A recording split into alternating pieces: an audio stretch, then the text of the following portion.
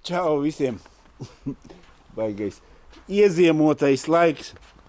Viss kaut kas uztaisījuši tādu mazu tehnisko video, vai ne, pa dzīvi, pa mašīnām, pa riteņiem, vai ne? Pa riteņiem ne, ko pa riteņiem? Riteņi katrs savus izvēlās, bišķiņ pa antikoroziju un vispār pa dzīvi mūsdienās.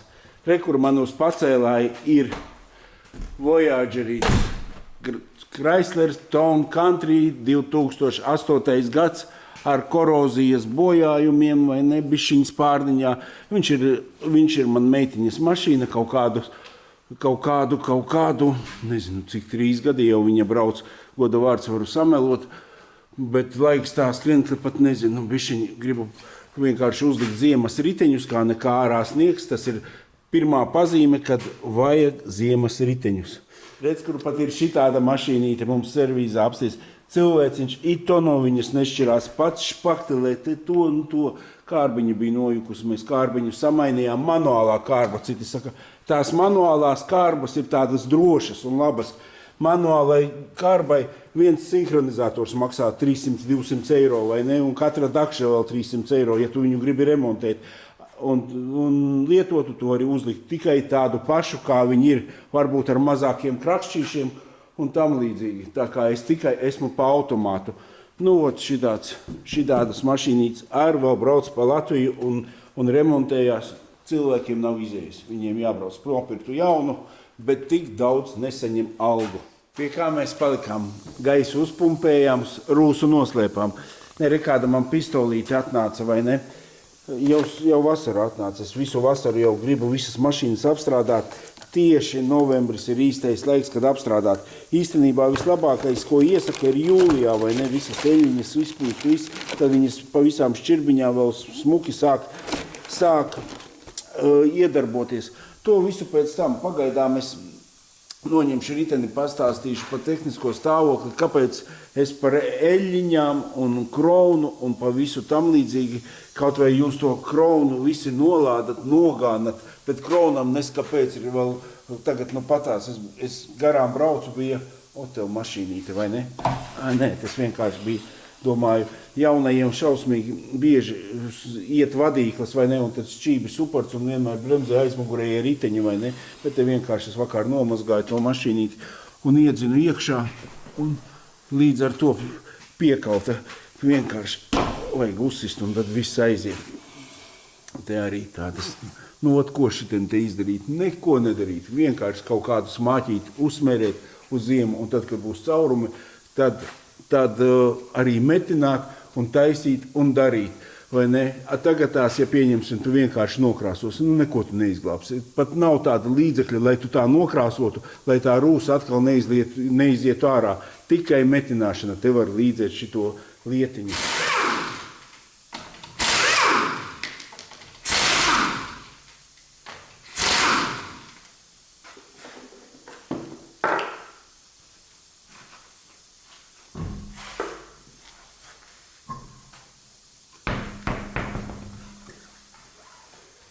Bet tagad bišķiņ pievērsīsimies tehniskam temetam, pa detaļām. Saproti, šitais ir pirmās paudzes Voyagerīts. Viņš sākās 83. gadā, mans mīlulis babuška, vai ne? Protams, viņus neko izražoja niansītes, daudz niansītes. Tagad pats saskāros, saprot, man riebjās, es braucu un man švilpo te vējš garām. Es braucu no 91. ar to, viņiem jau ir citas durvis, vai ne, citas ailes un citas gumīņas, vai ne. Un šitās te gumiņas man pilnīgi augšā, tur jau ir, viņas ir padilušas. Es šoferu pusē nomainīju, jau neparādīju. Tagad mainīšu šitanī pusē, jo vienas es atradu tādas. Es gribēju ielikt no 93. gada. Viss skatos, jo 91. gadam tieši nāca tāda pati dzels ručka, domāju, durvis vienādas, visam jādara. Visu pārlikšu no 94. gada, spogulīšus tikai arī tad būtu jāliek, vai ne? Es jau nokrāsoju sarkanus, domāju, ķeros klāt. Ķeros, skatos, nē, kaut kas man nelīmējās, nekādā setā nelīmējās. sāku mērīt, jau šitais atstatums pa centimetru vai ne, jaunajam ir platāks, un līdz ar to tas rāmīts, kas nāk, ir savādāks. Un tur, lai izstiepies, nevar tur ielikt no 91. gada. Es domāju, tad ielikšu, varbūt visas durvis nokrāsošu tādas, gan jau, ka tonī tā īsti netrāpīšu, bet man visi kodi ir, varbūt arī trāpu, vai ne, un ielikšu no 91. gada visas durvis. Nē, 91. gadam nav šitāda te aile, viņam savādāk, viņam hop un aiziet. Tā kā koks ar visiem galiem, vai ne? Un saproti, šī gadījumā no vecā modelīša durvju motoriņš un visi šitās pakojamās vietas ir uzlabotas, viņas ir daudz klusākas, vai ne? Un tā kā progress, vai ne? Tas purniņš arī smukāks uztaisīt šitais tāds kantēns, vai ne? 91., 95., 94. gadam jau tāds apaļāks, tāds viss progress iet uz augšu. Ko mēs varam darīt, sākt šitais arī pēc 1., 2., 3. modelīša ārviņš tāds, saproti, kaut kas bišķiņ tās formas, neviens nevarēja pāriet, zini, viņam gultņi un kas tik nebija, saproti, te stupicas maksā miljonu, vai ne? Atceros tos laikus, ka visi lēnā garā atkārtiem zobiem gāja uz šito modelīti, bet apzies, šitais arī vēl tagad dzīvs, bet, protams, un saproti, ka tu pārkāpi no tā modelīša šitanī, bija jūtams komforts, viņš ir platāks uztaisīts, viņš ir ērtāks, saproti, tas ir tāds cirvis, daidarogi, kā jūs saka. A šitais ir tāds jau, saproti, tāds komfortablāks, ar kārtu labāks, viņš jau tāds kā biznesa klases auto gandrīz, saproti, un visiem pasažieriem arī tur vieglāk iekāpt, vieglāk beņķus izņemt. Ar kārtu ērtāka mašīna bija izdomāta nekā pirmais, otrais, tas ir stils, vai ne? Un vecais labais, vai ne? Bet arī gaita šitam bija klusāka, labāka, un tur vislabākais modelīts, ko es uzskatu, ir 4. Voyagerīts. Arī fórumos visi tas runā, pa 4. es jau jums esmu tur 100 izstāstījis, un tad iznāca 5. Atkal, zini, tāds kā atdarinājums, 1. kantains, vai ne? Viss labs. Te progresu, tas ir. Jā, varbūt kaut kur viņš ir ērtāks. Es 4 gadu ar tādu nobraucu, 4-trīgo, vai ne? Iekāpu atpakaļ 4. Voyagerītī, 5. es nevarēju pabraukt, vai ne? Saproti, kaut visi tie amortizatori, viņi izskatās smalkāki. Viņš ir uztaisīts smalks, minimāls. Saproti, tā, ja tu brauc, ikdienā tu kaut kur kursē, tu pa bāni ar viņu vari maukt 140, 150. Tā sešaniece kārba ir ļoti, ļoti laba. Viņa uztaisīta perfekti, vai ne? Viņš ir ekonomiskāks, viņš ir labāks, arī dīzeļi ir forši, vai ne? Arī ekonomiskāki nekā 4.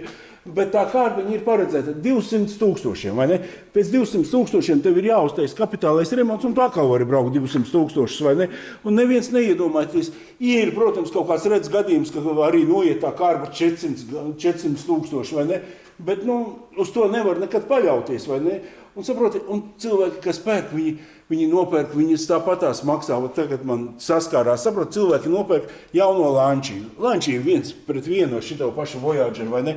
Viņi nopērk, un pēc tam sāk kasīties ar pārdevējiem, pēc tam sāk kasīties, ka jauns bija, viens man saka, tu man vari uzrakstīt defektāciju. Es tev nerakstīšu nekādu defektāciju. Brauc uz Kreisler centru, lai tev raksta defektāciju. Mums ir vienkārši servīziņš, mazs mājas servīziņš, kur mēs varam palīdzēt kluba biedriem un tam līdzīgi kaut kādas apkopītas paveikt. Saproti, mēs nelienam dziļi iekšā, mums nav tādas defektācijas. Mēs, visu tev varam parādīt, kas tev ir. Saproti, viens te bija nopircis Lancia pa 6,000. Un tāda sakarīga Lancia, vai ne? Patiešām viņa nebija sarūsējis, tas jau bija prieks tāds. Saprot, protams, ka kaut kādas nianses negribu, un tad cilvēks viņš arī paņēma pa 9, vai ne? It kā no pazīstam, it kā ko. Saprot, tas pazīstamais arī viņam neko sliktu nav darījis. Viņš pareizi teica apkopa, vai ne?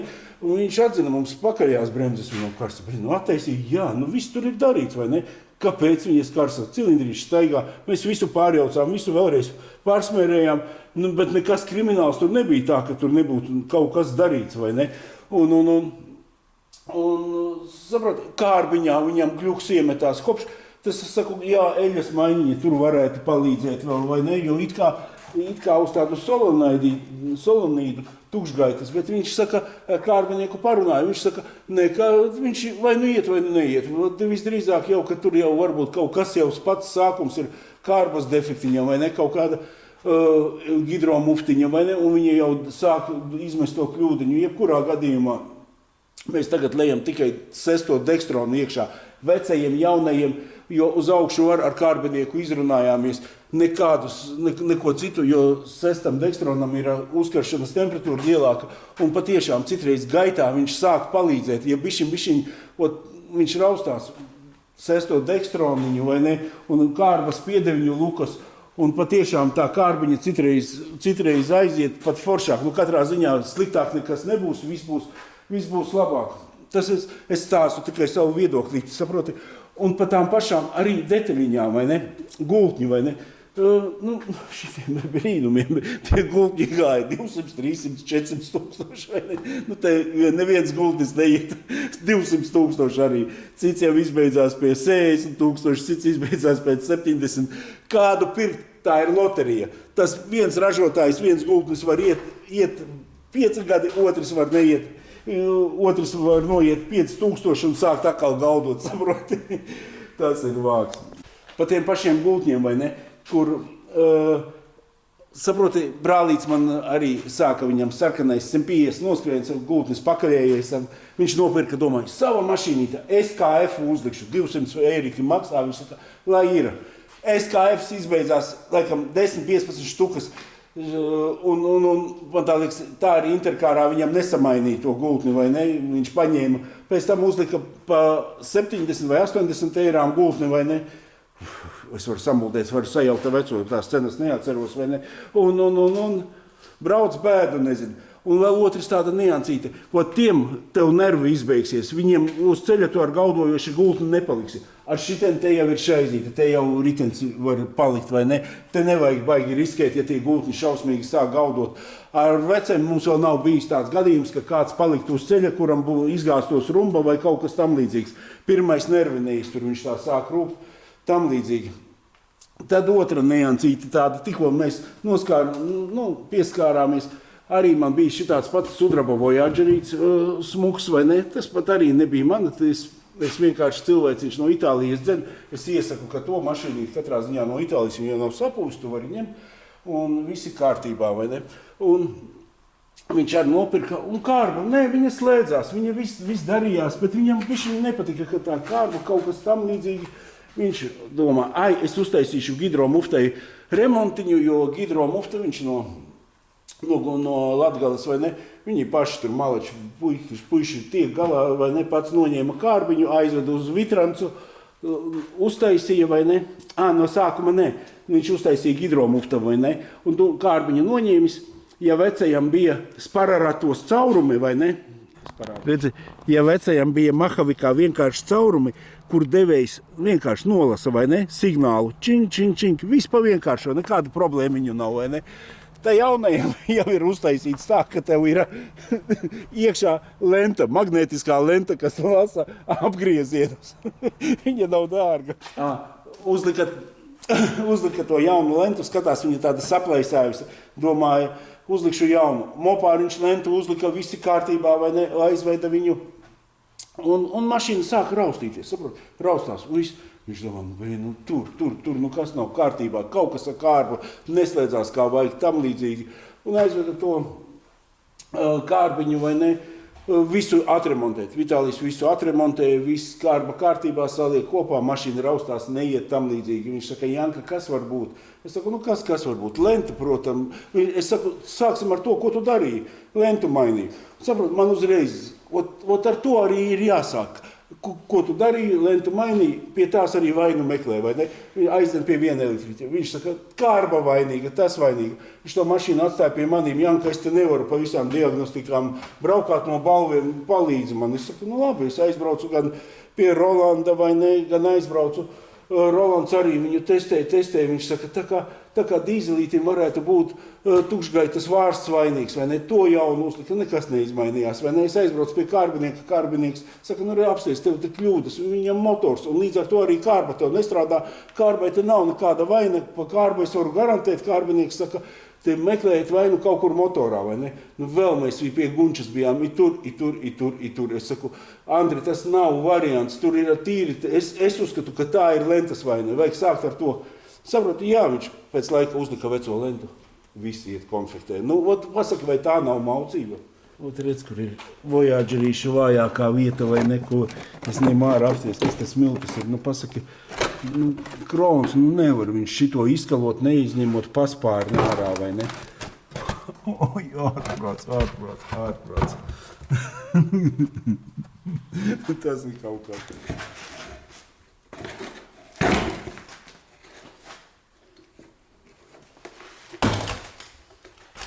Nu, paskaties. Tas ir normāli. Paspārnis, tas ir tik drausmīgi tur izdomāts, tas ir vienkārši kaut kas. Un redzi, un šitā te truba parasti nopūst un viss te sapūst. Un šitais iekšējais paspārnis, viņš sapūst arī nepajokam. Un saprotam, tad jau citi vojīši tirgojās, viņi domā, ai, kas te maza rūsiņa, tad tur ir dirsā jau viss tas spārns. Viens man te cilvēks, viņš arī nopirka šitādu spārnu vai nemainīt. Cik tas darbu maksā? Tagad tās nekas tas pa brīvu nedarās. Es nezinu, tādu spārnu nomainīt pa 200, es domāju, neviens pat neķersies klāt, kur vēl krāsot.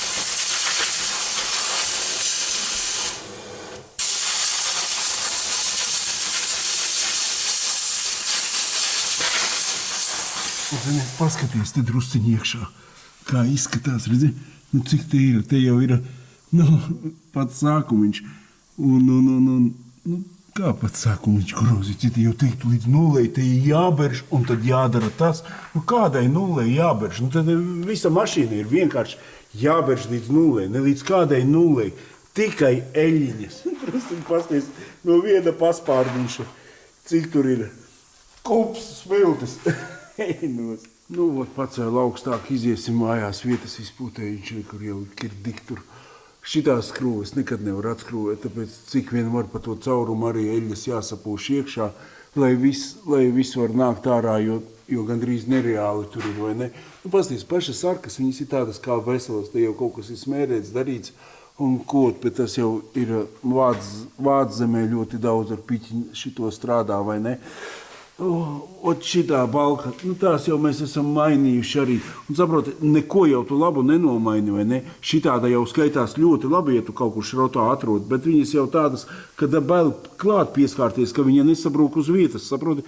Tāpēc arī viņu vajag visu apstrādāt. Kur ir tāda virspusēja rūsiņa. Un saproti, šito kasīt nost līdz nulei un darīt to, tas pilnīgi, es uzskatu, saproti, viņa izdzīvos. Ja ar eļļām sapūtīs, saproti, viņa izdzīvos, savu dzīvi izdzīvos. Tik, cik tas autiņš dzīvos, tik arī šitā rūsējošā vieta, ja tu viņu apstrādāsi ar eļļām, viņa izdzīvos un nebūs nekas, vai ne? Sliekšņi jau baigi daudziem ir sapūši. Te ir sliekšņi ļoti, ļoti labi, kaut kas jāiepūš iekšā, jo viņi pārsvarā no iekšas rūsē, nevis no ārpuses, vai ne? Kaut vai tur ir arī putas sapūstas iekšā tajos sliekšņos, vai ne? Voyagerīšiem nāk, bet jebkurā gadījumā eļļiņa arī viņa aizplūst, kur vajag un dzīvi pagarina. Tad ir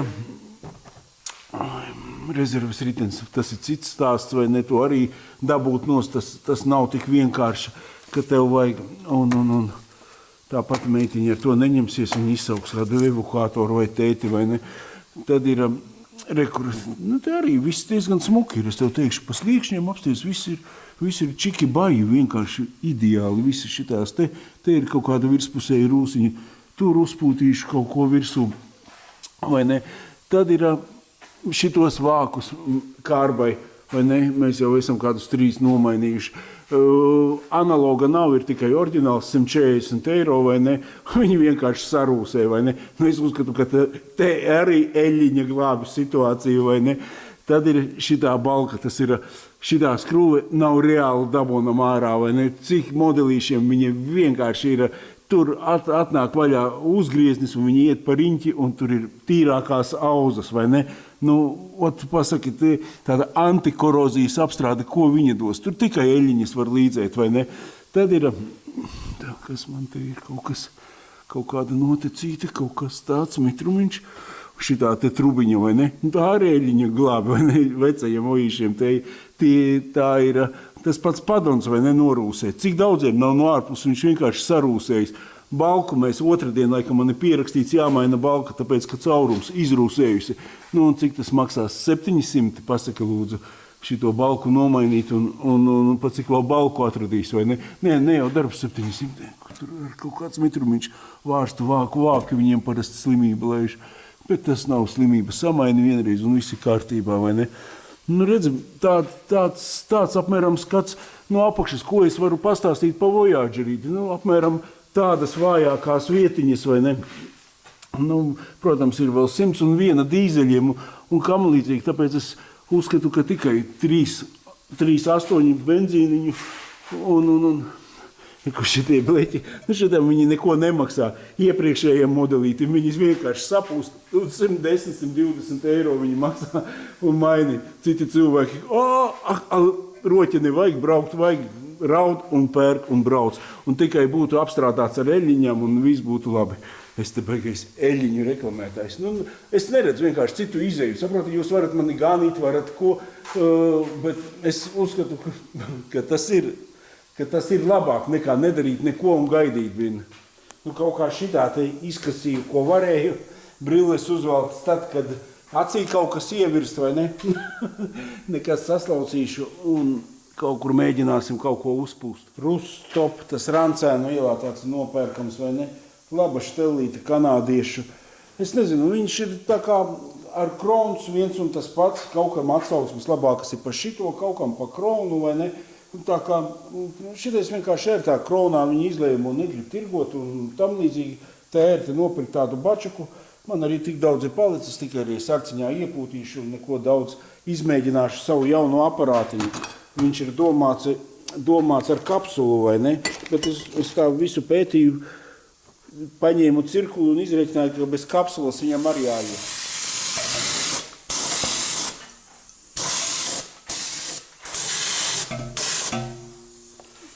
Tāds pirmais izmēģinājums, es te šitu pamēģināšu trubiņas uzlikt. Zini, ko es pateikšu, ka tas līkais galiņš tā ir štelle vienkārši. Es tagad mēģināju redzēt, kur tāda maza šķirbiņa pa turieni iekšā, viņš lai aiztecētu cik vien var līdz apakšai, vai ne?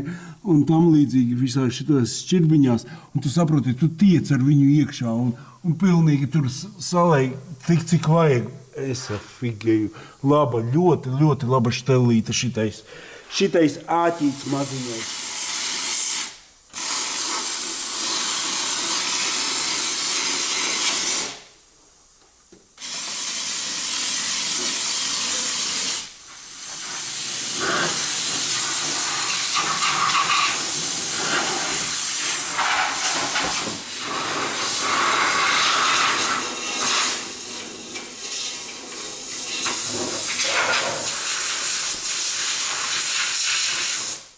Uzpildīju jaunu devu, šito arī izpūtīšu un ar to arī beigsies.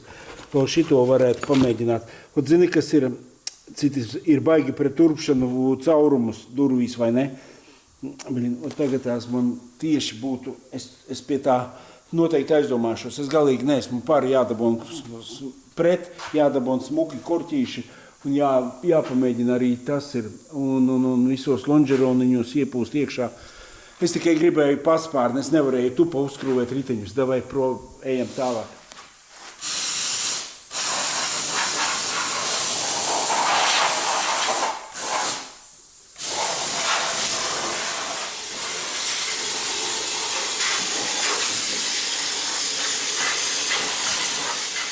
Pašu strateģiskāko punktu esmu izņēmis, tas pats galvenais, es visam pārgāju pāri, kas ir tāds, ar ko saistīts, un kur kaut kāds rūsas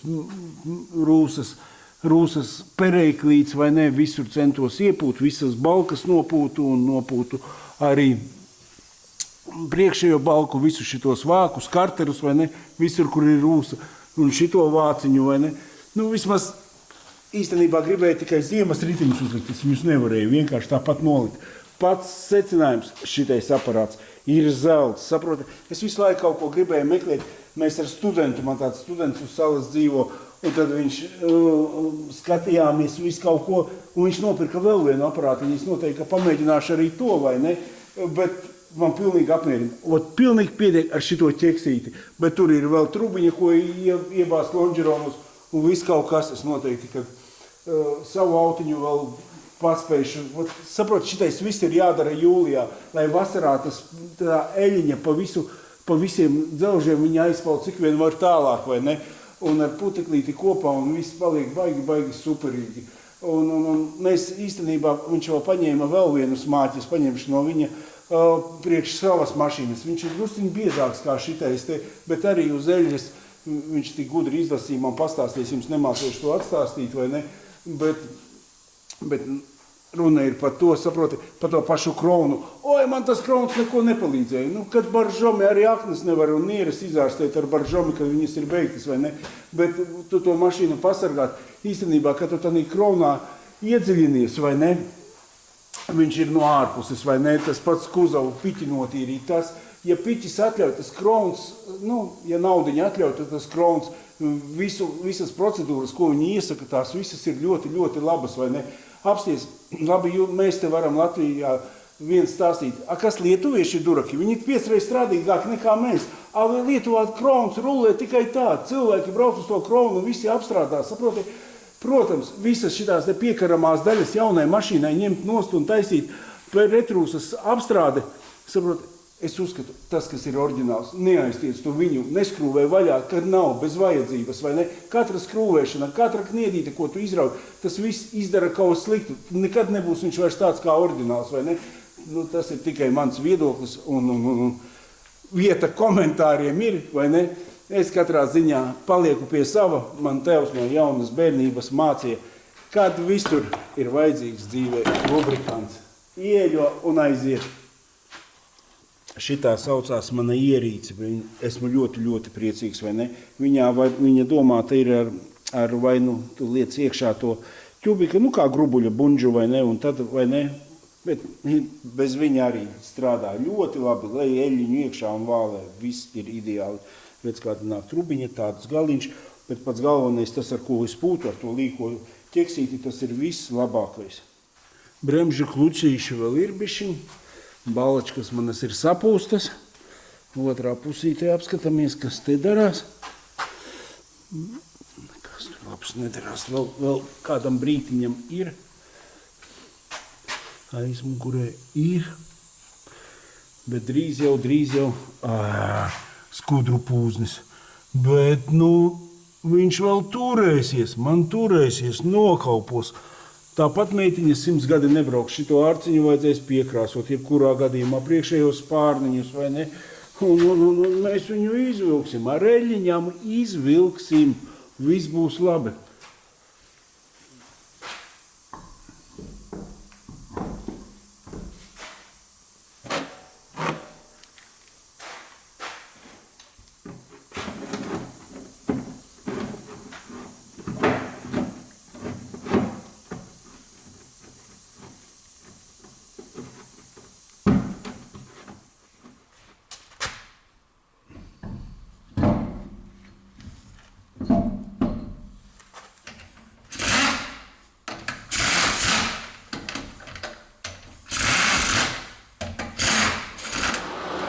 Biezāk auto ir iztaisīta, vēl jāapskatās eļļas līmenīša. Februārī jau apskata. Kapota vēl rudens.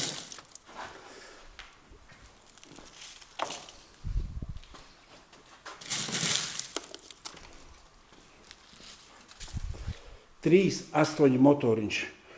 Ļoti labs, ļoti labs, dinamisks un viss.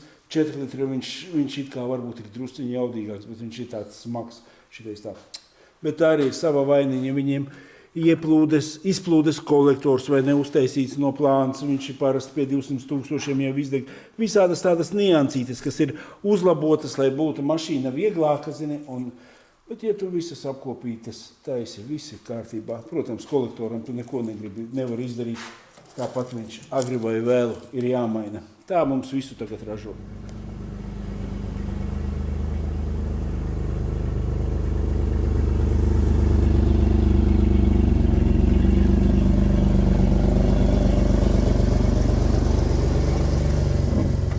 Vēl izpūtēņš, šīs tas ir jāpadara meitiņas mašīnītei, bet vismaz prieks ir tāds, ka tupa neuzskrīvēja ziemas riteņus vai ne, bet uztaisīja tādu kā maziņu eļļiņu šlakstīšanu.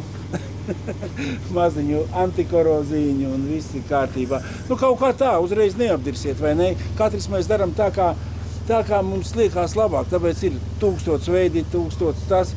Ir labāk darīt kaut ko, nekā nedarīt neko. Es vienkārši arī negribētu savai mašīnai, es pieņemšu uzbūru rainiņus, nopērku jaunu mašīnīti, vai ne? Un tad visu izāru ārā, uzteicu tādu baigo antikoroziju. Es nedarītu to. Es 100 punktu nedarītu. Kaut vai man to uzsauktu firma, kas pārdod mašīnu. Es vairāk piekristu, izpūstu visu un miers mājās. Katru gadu to darīt.